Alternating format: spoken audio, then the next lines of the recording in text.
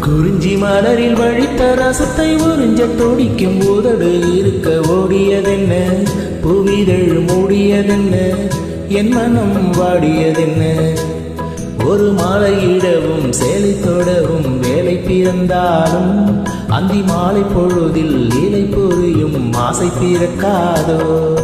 குறிஞ்சி மலரில் வழித்த ரசத்தை உறிஞ்ச துடிக்கும் உதடு இருக்க ஓடியதென்ன, புவிதழ் மூடியதென்ன, என் மனம் வாடியதென்ன.